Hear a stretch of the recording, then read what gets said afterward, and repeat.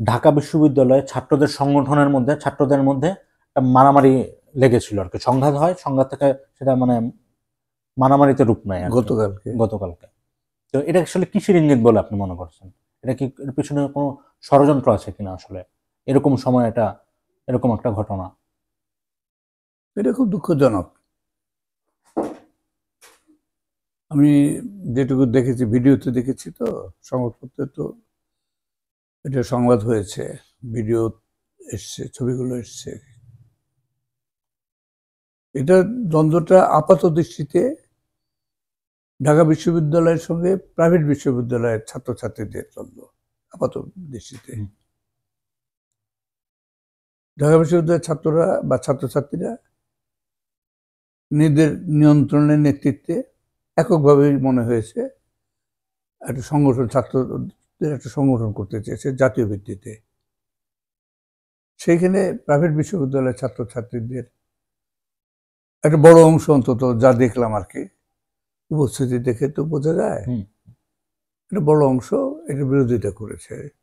তাদের বক্তব্য যে তাদের প্রতিনিধিত্ব এখানে রাখা হয় নাই, হ্যাঁ, বঞ্চিত করা হয়েছে, নেতৃত্বকে কুক্ষিগত করার একটা অপচেষ্টা হিসেবে তারা দেখছে বিষয়টাকে। এটা আমাকে বিষয়টা আমি ভেবেছি, ভাবিয়েছে। তা আমার প্রশ্ন যেটা, সেটা হচ্ছে যে মূল রাজনৈতিক বিষয়গুলোকে বাদ দিয়ে ছাত্ররা কিসের জন্য এখন সংগঠন করতে যাচ্ছে? কেন? লক্ষ্য উদ্দেশ্যটা কি? যেমন রাজনৈতিক দল গঠন করতে যাচ্ছে, কিসের জন্য? তাদের রাজনৈতিক ঘোষণা ছাড়া তারা রাজনীতির দিকে কেন পদক্ষেপ দিচ্ছে? রাজনৈতিক কর্মসূচি কি তাদের? কি কর্মসূচি তারা ঘোষণা করেছে বা করবে? আসলে আমাদের দেশের গোটা ব্যবস্থার পরিবর্তন দরকার, খোল নলচে বদলে ফেলা দরকার সমাজ এবং রাষ্ট্রের। আসলে আমাদের একটা বিপ্লব দরকার। শুধু হাসিনাকে তাড়িয়ে লাভ নাই তো, একটা নতুন হাসিনা তৈরি করবো আমরা, বা সেটা তৈরি হতে দিব?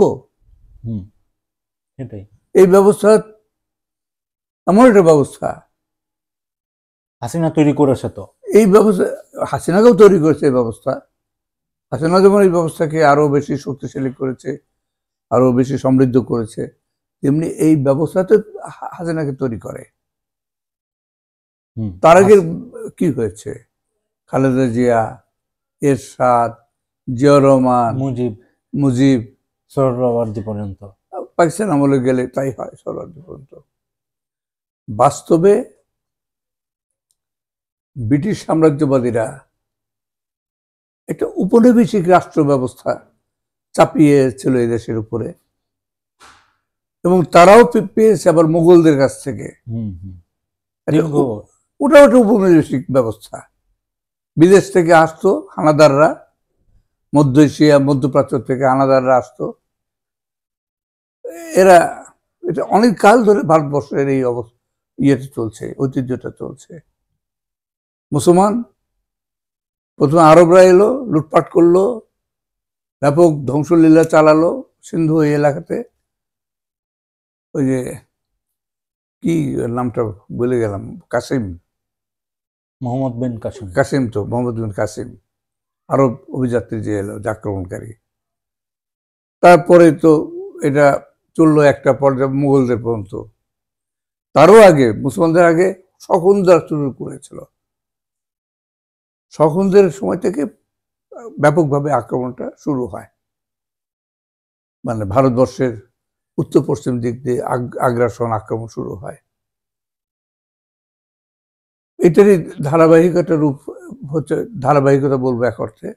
মধ্য এশিয়ার ওই এলাকায় ইসলামাইজেশন যখন হলো, ইসলামীকরণ হলো, এরা মুসলমান হয়ে গেল, এই মুসলমান হানাদাররা আক্রমণ শুরু করলো।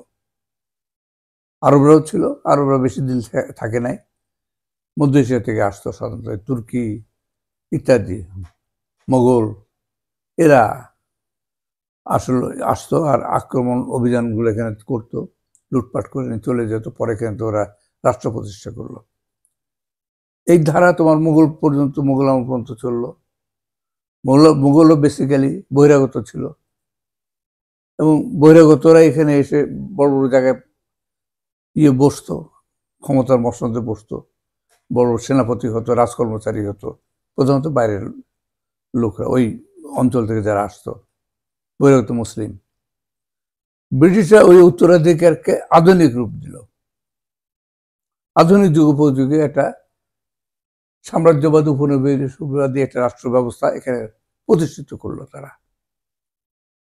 যাওয়ার সময় ওটা রেখে দিয়ে গেছে, পাকিস্তান আর ভারত দুটো ভাগ করে দিয়ে গেল, ওইটাকে রেখে দিয়ে গেছে। এটা লুণ্ঠনমূলক ব্যবস্থা। জাস্ট তাদের জায়গায় এখন দেশীয় লোকরাই বসে। হ্যাঁ, এই তফাৎ, কাঠামোটা একই, কাঠামোটা একই, কাঠামোটা একই। বিশ্ব পরিসরে এই রাষ্ট্র ব্যবস্থা যারা থাকতো তারা আবার ওই পাশ্চাত্য প্রভুদেরকে করত, সহায়তা করত, তাদের অনেক স্বার্থ তারা উদ্ধার করে দিত। সুতরাং এখন আবার পরবর্তী সময় ব্রিটিশ থাকে নাই, আমেরিকা প্রাধান্য এসেছিল। আমেরিকার নিয়ন্ত্রণাধীন যে বিশ্ব ব্যবস্থা, বিশ্ব পুঁজিবাদী যে ব্যবস্থা, সাম্রাজ্যবাদী উপনিবেশবাদী যে ব্যবস্থাটা, মানে যার মর্মে পুঁজিবাদী, আধুনিক পুঁজিবাদী, তুমি বলবে কি পুঁজিবাদী বলবে, উপনিবেশিক সাম্রাজ্যবাদী যে পুঁজিবাদী ব্যবস্থা, তার নেতৃত্বে আমেরিকা আছে। আমেরিকার দলীয় হক হিসেবে বা সহযোগী শক্তি হিসেবে এই ভারত এবং পাকিস্তান যে এখানে যারা ছিল, শাসক শ্রেণী যারা ছিল, তার রোল প্লে করতো, এইভাবে ভূমিকা পালন করত। বাংলাদেশ হলো একটা যুদ্ধের মধ্য দিয়ে দেশ স্বাধীন হলো, মুজিব পুরানো ব্যবস্থাটাকেই বহাল রাখলো, শেখ মুজিবের নেতৃত্বে হলো, ভারতের নিয়ন্ত্রণ হলো একটা যুদ্ধ। বিতা গেল মানুষের এত ত্যাগ, এত রক্তদান, সব বিতা গেছে। 53 বছর পরে একটা পরিবর্তন হলো আবার। এবার একটা মানুষ আশা করছে যে কিছু বড় কিছু পরিবর্তন হলে হতে পারে বা হবে, হওয়া উচিত। কারণ এই পরিবর্তনের পেছনে ভারতের আর কোনো ভূমিকা নাই, নিয়ন্ত্রণ নেই, ভারতের নিয়ন্ত্রণ নাই, বরং ভারত বিরোধিতাই এখানে একটা চালিকা শক্তি হিসেবে কাজ করেছে। এখানে যে মানে ছাত্র জনতার যে অভ্যুত্থান হয়েছিল, সেটার মর্মে ভারত বিরোধিতা ছিল, কাজ করেছিল। আওয়ামী লীগ এবং ভারতের মধ্যে যে জোট, যে ঐক্য বন্ধন, যে বন্ধন ছিল, সেটা এমনইভাবে এখানে এক্সপোজ হয়েছে, এমনইভাবে ধরা পড়েছিল যে এইখানে ভারতের পক্ষে কোনো শক্তি দাঁড়ানোর মতো জায়গা ছিল না। এই অভ্যুত্থানে, ছাত্র জনতার যে অভ্যুত্থানটা হলো, ফলে এটা স্বাধীন একটা অভ্যুত্থান। এবং স্বাধীন মানে হচ্ছে যে এর মধ্যে বিপ্লবী সত্তা, বিপ্লবী উপাদান অনেক বেশি, অনেক বেশি, অনেক বেশি ছিল, আছে এখনো। তো স্বাভাবিকভাবে এই আন্দোলনের কিছু সীমাবদ্ধতা ছিল, কারণ ছাত্ররা করেছে, যারা করেছে এই আন্দোলনটা যেভাবে গড়ে তুলেছিল, খুব দ্রুত সময়ের মধ্যে হয়েছে। এখানে কোনো রাজনৈতিক ওইভাবে ম্যাচিওর লিডারশিপ যেটাকে বলে, যেটুকু থাকে, যেমন পাকিস্তান আমলে আমরা যখন আন্দোলন করেছি, কমিউনিস্ট পার্টির অনেক সমস্যা ছিল, কিন্তু এটা দেশপ্রেমিক ছিল, কিন্তু বুদ্ধি কম ছিল, অন্ধ ছিল, মতান্ধ। যা পড়েছে অন্য দেশের অভিজ্ঞতার বাইরে তারা পা দেবে না, যা লেনিন লিখেছেন, যা মাও সেতুং বলেছেন, তার বাইরে আর কোনো সত্য আছে এটা মনে করতে পারতো না। নিজ দেশের বাস্তবতা বুঝতো না, মনে করতো যে রাশিয়া যেভাবে বিপ্লব হচ্ছে এখানে ওইভাবে হবে, বা চীনে যেভাবে হচ্ছে সেভাবে হবে, ভিন্নভাবে তো বিপ্লব হতে পারে, এটা বুঝতে পারতো না আমাদের নেতৃত্ব।